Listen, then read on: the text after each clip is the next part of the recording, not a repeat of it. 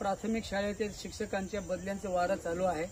6 टप्पे पूर्ण झालेले आहेत. बऱ्याच शिक्षकांच्या बदल्या झालेल्या आहेत आणि 7वा टप्पा आता बदल्यांचा होणार होता. तोपर्यंत काही शिक्षक आदिवासी भागामध्ये यायला तयार नसल्यामुळे ते कोर्टामध्ये गेले आणि ते स्थगिती आलेले आहे.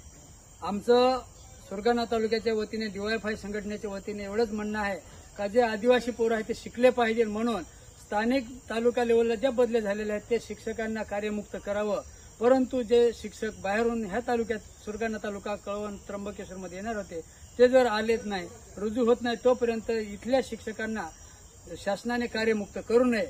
जर कार्यमुक्त केलं आणि इथं जर शिक्षक आले नाही तर मागे आम्ही 3 वर्षापूर्वी आंदोलन केलेलं होतं ते आंदोलन आम्हाला छेडावं लागेल. ह्या आदिवासी पोरांसाठी शिक्षणासाठी आम्हाला लढावं लागेल.